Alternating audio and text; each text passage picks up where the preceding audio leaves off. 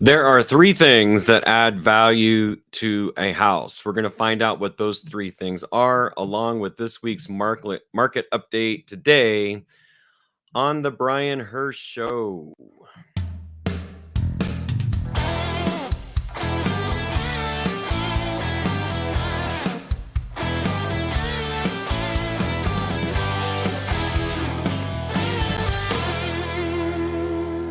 Well, good morning, good afternoon, good evening, whatever time of the day it is from wherever you are watching or listening to today's broadcast of the Brian Hirsch Show. We are so delighted that you have decided to join us today. And last week, I talked to you about the three things that sell a house. And in order, they were, if you remember, price, price, and price, and that there is no objection to a house that price will not overcome.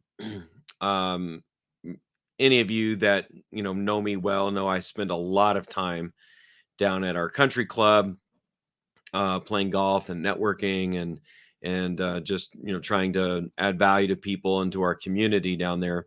And last week, after the broadcast of the three things that sell a house, I had somebody approach me and say, "Wow, I really enjoyed your show because I had always thought it was fill in the blank." Fill in the blank. It's the oldest adage in real estate. The three things that add value to a house, the three things that sell a house are price, price, and price. But the three things that add value to a house are, you guessed it, location, location, location.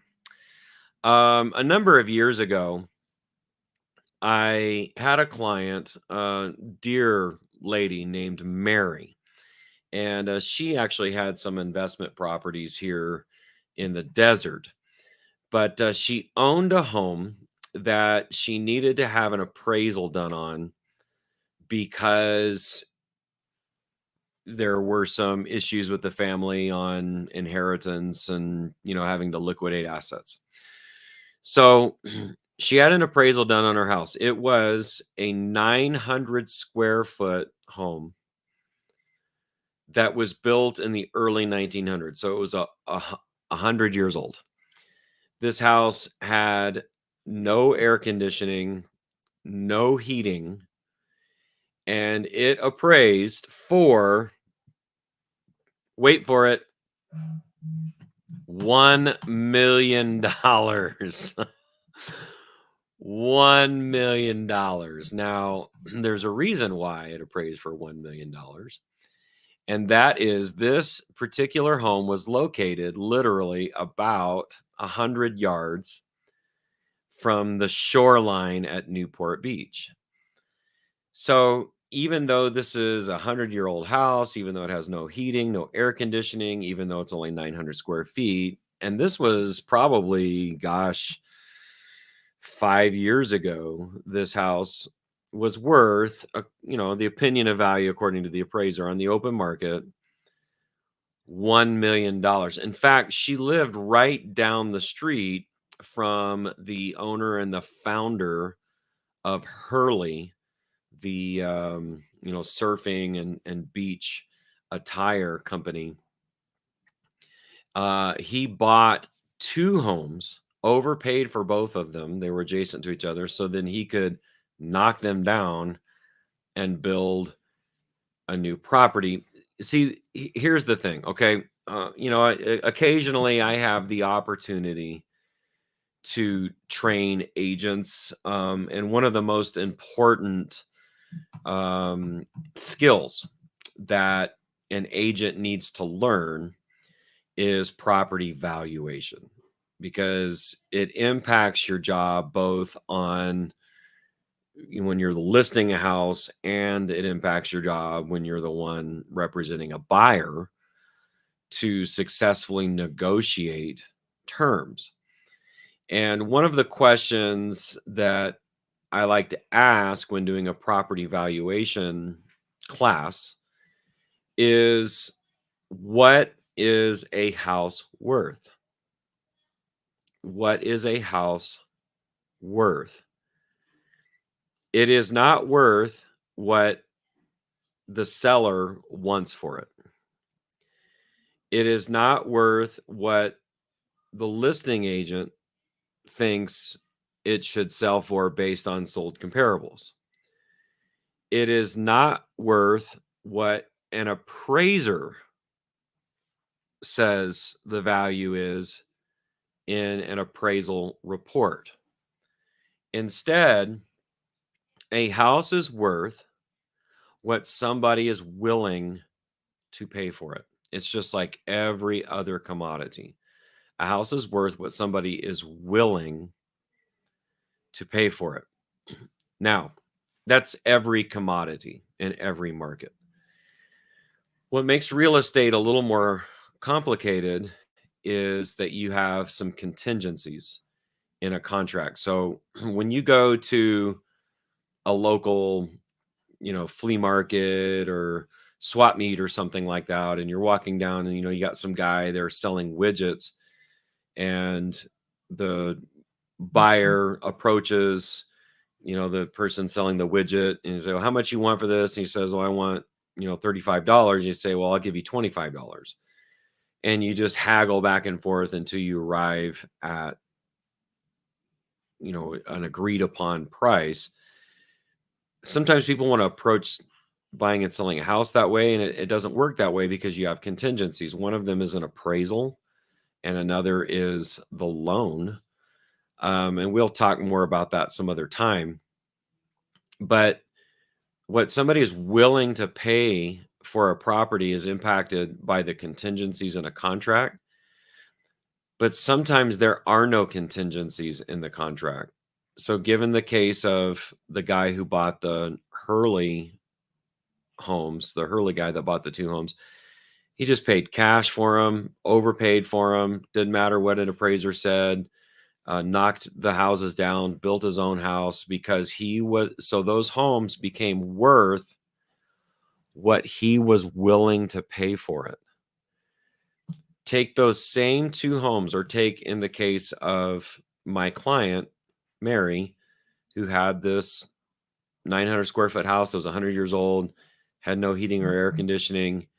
And if you could physically lift that house up and set it up here in the high desert, set it in Lucerne Valley, set it in Barstow, set it in Phelan, or maybe one of the Pinion Hills, or even in the center of the community, Victorville, Apple Valley, Hesperia.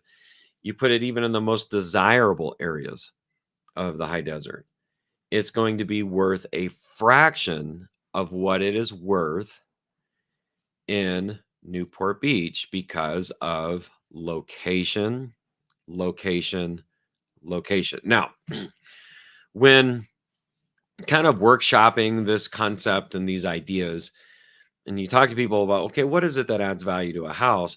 A lot of times people say, well, is it move-in ready? Is it updated? Does it have granite countertops? Does it have stainless appliances? Does it have the, kind of farmhouse chic finishes? Does it have updated flooring? Does it have good landscaping? Does it have updated heating and air conditioning? Does it have, and all of these things to some degree add value to a home.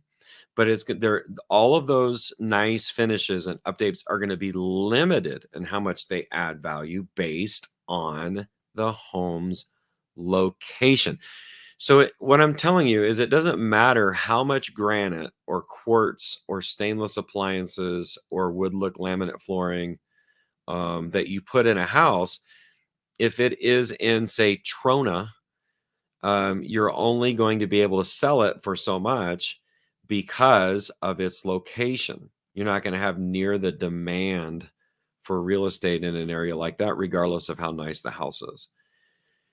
So for that reason, I received an email from a past client that asked a couple of questions. What do the different types of financing mean to the seller as opposed to cash? Why would a seller say cash only? That's a great question. So let's go back to our contingencies. And I don't want to get too deep into the weeds. We'll unpack the different types of purchases and financing and whatnot at some other point. But if a seller is saying, we want cash only, the reason that they're saying that is because if the buyer is utilizing a loan to make the purchase, it comes with two additional contingencies, that being the appraisal and the loan contingency. And so if the seller, for example, is too proud of their house and they know it will never appraise for what they're asking, they may say, we only want cash buyers. And if you're not willing to pay cash for this house, then we're not selling it to you. That strategy often does not work, because you're shrinking the pool of buyers down to a very limited number of people. And that almost always works against you vis-a-vis price. But the other reason is because if they're using a loan, you're going to have an appraisal. And here in the desert, we have most of our buyers are either VA or FHA buyers. So they're either the first time or the first time in a long time to the market. And I'll explain some other time the different types of loans. We'll bring on, maybe one of our lenders and explain all of that to us. But there are certain guidelines, particularly with any government-backed loan. So if it's a Fannie or Freddie product, if it's FHA or VA, we're looking at some guidelines that both the buyer and the house have to qualify for the loan. And if there are some things about that house that in the eyes of the Federal Housing Administration or the Veterans Administration make the house unlivable, meaning the appliances aren't working correctly, the flooring is not intact, there's peeling paint, the HVAC system is not working, these kinds of things, appliances aren't working, then they will add a condition to the value. So they'll give a value of the property, but they'll add a condition saying, well, these things have to be remedied before we will sign off and allow the house to be loaned on. So that's what would cause, in some cases, a seller just to say, look, this is a cash only deal. We're not looking to sell this at a retail price to FHA and VA buyers. We're looking to sell this at more on a wholesale price to cash investors who themselves would take on the burden of fixing everything. Or in some cases, if you have a home owner occupant that has the liquidity to buy the house and then fix everything up themselves and then move into it with what we call sweat equity. Those would be the occasions on why a seller would say cash only. And the different types of financing, what it means to the seller is, really nothing. Where the money comes from does not impact the bottom line to the seller. It's more about who is ready, willing, and able to pay whatever the agreed upon price for the property is. So I hope that makes sense. And then the next question, what should a buyer look for, good and bad, in a prospective property? So let's go back to the three things that add value to a house: location, location, location. So when I have somebody come to me and say, hey, Brian, we're thinking about buying a house, the very first question that I want to know the answer to is, where would you like to live? So I encourage my buyers to choose location first. So once you choose what neighborhood you want to live in, now we can talk about some other things. Let's talk about the year built. Let's talk about square footage. Let's talk about how many beds and baths you want. Let's talk about, what kind of floor plan the house has. Let's talk about updates to the property. Let's talk about landscaping, all of these things. And as you get more and more and more, and you add more and more things to kind of your wish list, and it is important for you to remember, Mr. and Mrs. Buyer, you're going to get about 3/4 of what you want, because there's no such thing as a perfect house. And sometimes it takes, 4 or 5, 6, 7 times out on doing a tour of homes before you begin to arrive at some convictions about what it is you're looking for in a house. you start off maybe with your wish list, and then as you see where your money's going to go, and you start figuring out where your compromises are. So I always ask my buyers, let's choose location first, and then let's talk about floor plan, because these are the two things that are hard to change. All of the other stuff, the finishes, the windows, the heating and air conditioning, the landscaping, all of these things over the course of time can be changed. Now, ideally, obviously, the buyers would like to, one-stop shopping to buy their house and finance it all with the purchase. But again, the three things that add value are location, location, location. And I mean, let's just be real, fam. Let's just be real. There any amount of granite or updates or stainless appliances that's going to get me to live in certain neighborhoods. I mean, let's just be real, right? It doesn't matter how nice the house is. The location is what matters most.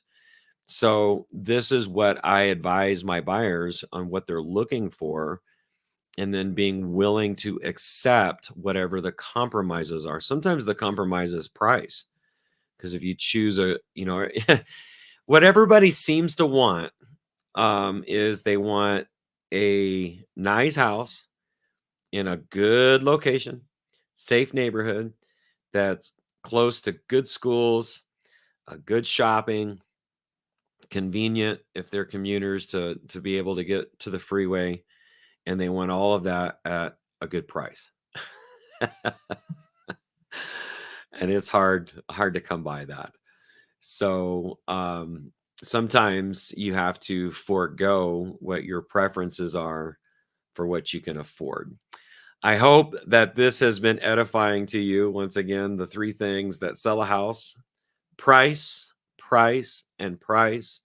The three things that add value to a house: location, location, location. Let's get to this week's market update. Before we do, if we could ask you to please like, share, and subscribe to this channel and to this podcast. That helps us help other people to win in both real estate and in life. Okay, let's talk about this week's market update. This is for November 11th, 2023. The last 30 days, we sold 345 homes. This is now the time of year where the market slows most, between the middle of November and the middle of January. So expect these trends in the low 300s to continue over the next 60 days. Those 345 homes sold for a median sale price of $420,000. So that median sale price is kind of stalling out. We're not seeing the increases that we were earlier this year.